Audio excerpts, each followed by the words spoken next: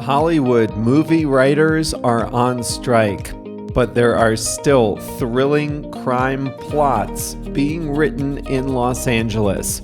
Today, you'll hear how a thief pulled off one of the biggest wine robberies in California history. Hi there, I'm Jeff, and this is Plain English, where we help you upgrade your English with current events and trending topics.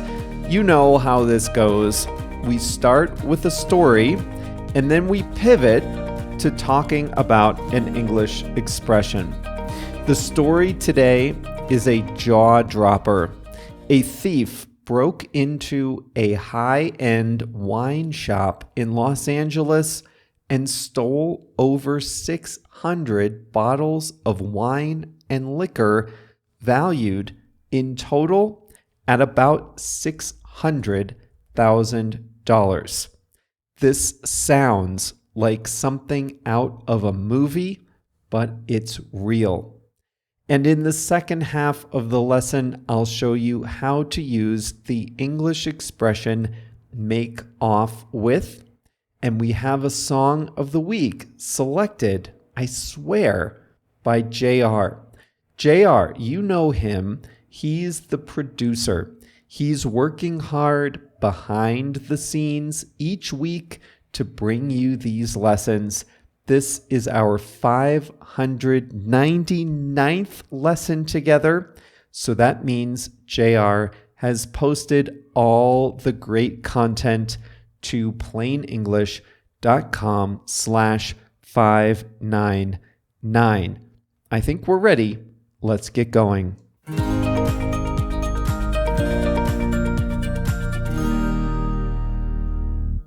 Lincoln Fine Wines is a wine store in Venice, a neighborhood of Los Angeles, California. It's a quick 5-minute drive or bike ride from the famous Venice Beach. It's an unassuming one-story white building with dark red trim and flower boxes along the sidewalk. You can absolutely stop off at Lincoln Fine Wines and get a bottle for dinner later that same night.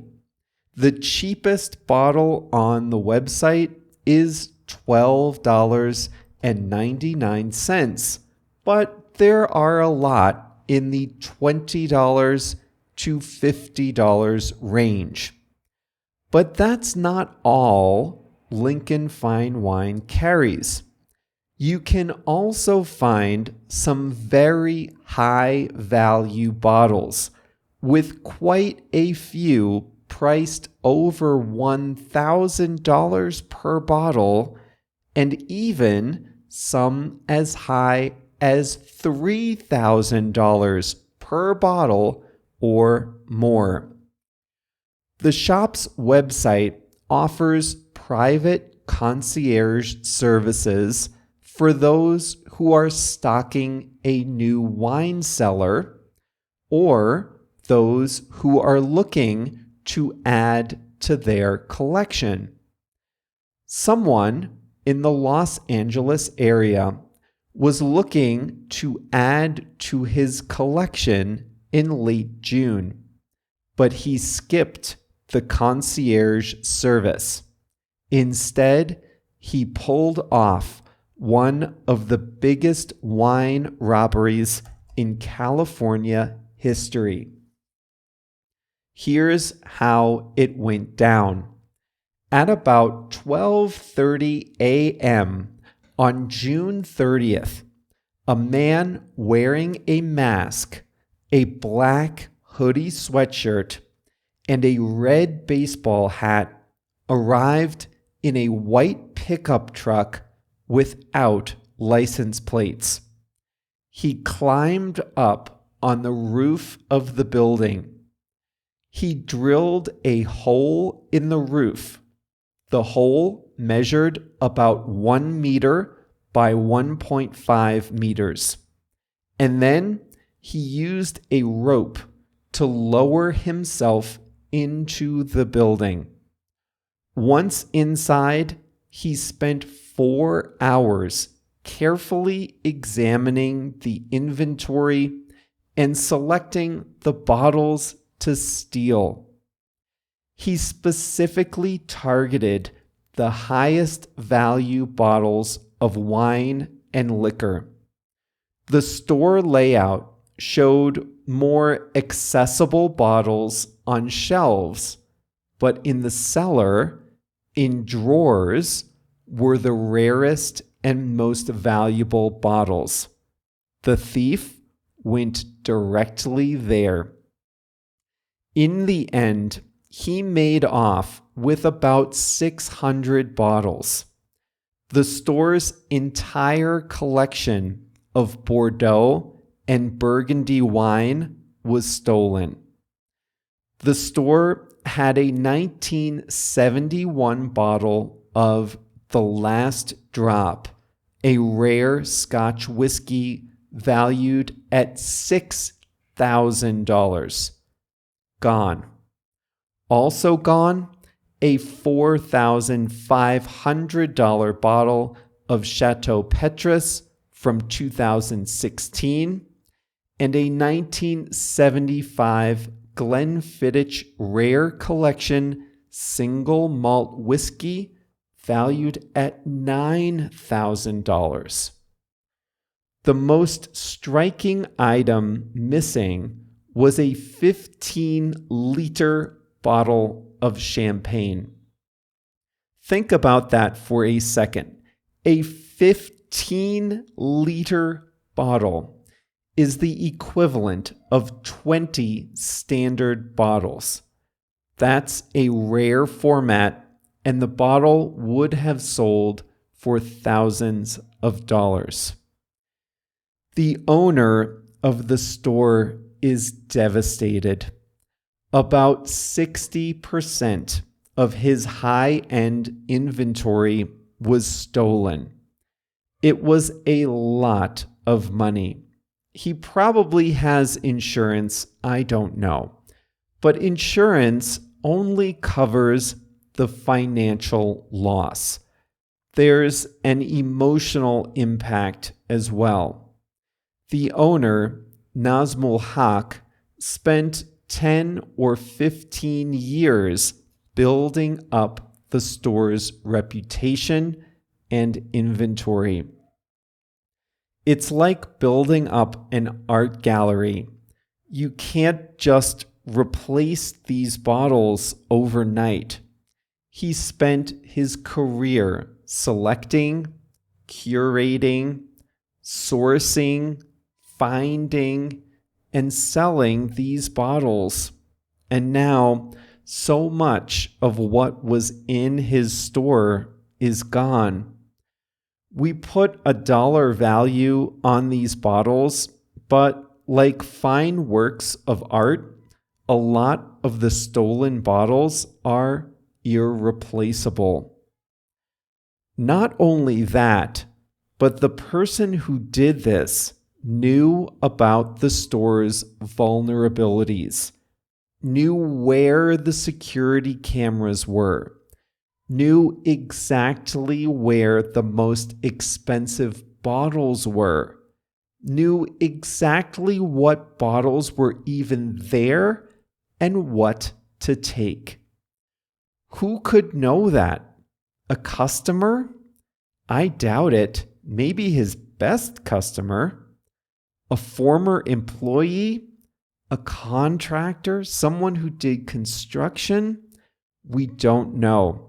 But someone with inside knowledge had to have betrayed him. The owner says he hasn't been able to sleep since. The store had a security system. Earlier in that same week, someone had disabled some of the security cameras. When the thief arrived, he went to some cameras and pointed them toward the wall. He covered another with a sticker. Still, some of his movements were captured on video, though his face was not visible. The alarm system was designed to discover people breaking through the windows and doors and moving around the main floor. The system was not designed to detect someone coming in through the roof, and there were no motion detectors in the cellar where all the most expensive bottles were. At about 4 a.m., the thief moved onto the main floor of the building. That's when the store's security alarm went off. The thief, hearing the alarm, fled. The owner got an alert and went straight there. He arrived at 4:50 to find a devastating scene: shattered glass and empty drawers. The store is still compiling an inventory of stolen bottles. Wine dealers, resellers, and auction houses have been put on notice about the stolen bottles in case they show up in the resale market.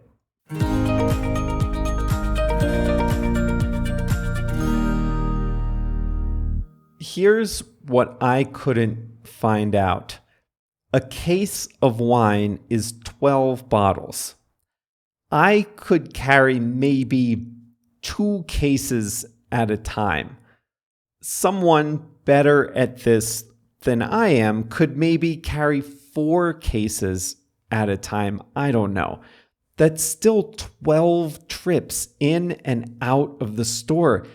And one of the bottles was the size of 20 normal bottles put together. So I have no idea how he got them out. I looked in every article I could find.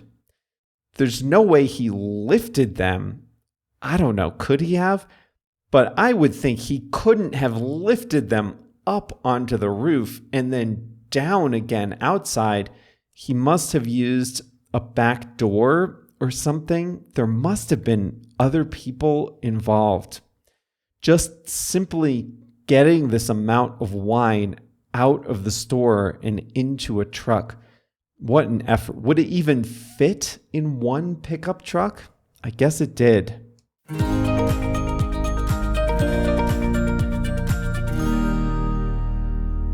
I didn't pick this song. JR must have heard me mention it before.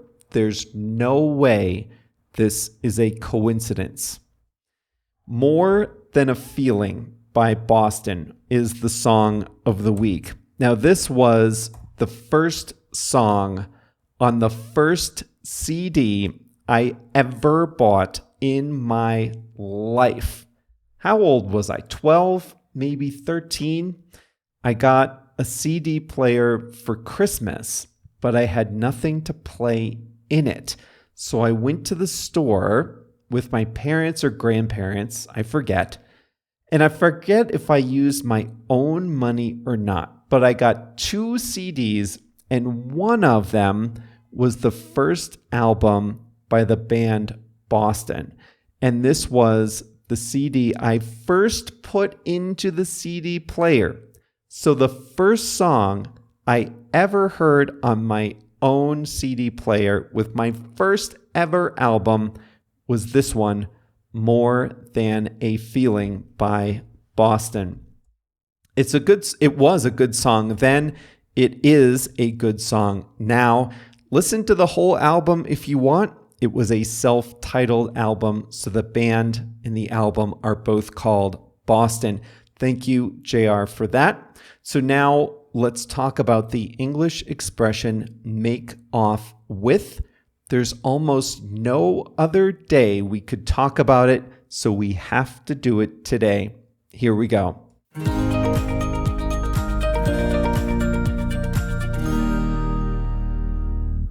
To make off with something is to steal it, to take something that you really shouldn't have. And the situation is typically this. You take something or steal it by trying to conceal your actions. In the story I shared with you today, a burglar cut a hole in the roof of a wine store, lowered himself into the store on a rope, and then made off with hundreds of bottles of wine and liquor. The whole thing was worth $600,000. He made off with those bottles. He stole them and he concealed his crime.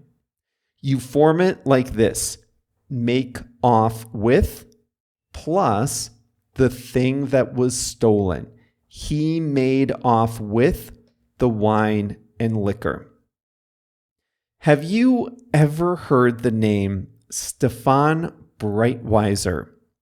This is incredible. This might be worth its own lesson someday. Stefan Breitweiser is one of the most prolific art thieves of all time. He's French. He's 51 now, but he stole all the art in his 20s.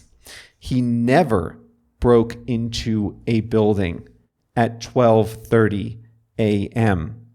He never broke a window. He never cut a hole in a roof. He never lowered himself into a building on a rope. Stefan Breitweiser brazenly made off with 300 pieces of highly valuable art from cathedrals and museums all over Europe, and he did it in broad daylight. He would buy a ticket, he would walk in the front door, and he would make off with one of the museum's valuable paintings. He would just confidently walk up to a piece of art and lift it off the wall and conceal it under his overcoat. $2 billion of art. That is what he made off with in his extraordinary career of art theft. And he never resold it. He kept it in his mother's house. And when he was arrested, his mother, out of spite, I don't know, she destroyed as much of the art as she could. She put some of it down the garbage disposal. What a waste. The office I worked in was robbed once. I'll never forget it. This was my first job in Chicago. It was in an old office building. We were a small company, I think about 12 of us in the whole office. I showed up 8:30, 9 o'clock, whatever it was. The door to the office suite was propped open, which it never was. And my friend at work was standing right by the reception area. And before I could open my mouth, she said, "Jeff, we've been robbed." I'll never forget her voice in that moment. Someone had broken in the night before, and it was a he made off with computers, monitors, and other office technology. There was security footage. We watched it. We watched the whole thing happen. This was our whole day, by the way. We didn't do any work that day. We just went to the security office and watched this footage over and over with the security guards. Anyway, he didn't break in the roof. He broke in the basement. There was an Arby's fast food restaurant next door. He somehow got into the Arby's, broke into the basement of our building through the Arby's basement. Then he went up to the 12th floor, got into the door somehow, and he was carrying a light metal cart. He loaded up the cart with as much as he could fit. He put another computer under his arm, and he made off with a few $1,000s worth of equipment. We were hoping he had made off with the fax machine, but no. We had this ancient fax machine that we all hated. Our bosses loved to fax. They faxed us all the time, and this stupid fax machine was always jamming, so we get robbed. This is perfect, we thought. Did he make off with the fax machine? Maybe we can get a new one. No such luck. Well, that brings us to the conclusion of this Plain English episode 599. How about that? And I'm still finding new expressions to talk about. When I started, I was a little worried that at episode 100, surely by episode 200, I'd just run out of English expressions and phrases to teach you. Not even close. Anyway, we have covered just a massive amount of ground together, you and I have a little bit of news on that front, but we'll have to wait a week or two until I tell you. So just keep your ears open for something new in a few weeks. In the meantime, you can find today's full lesson at plainenglish.com/599, and we'll be back with number 600 on Monday. See you then.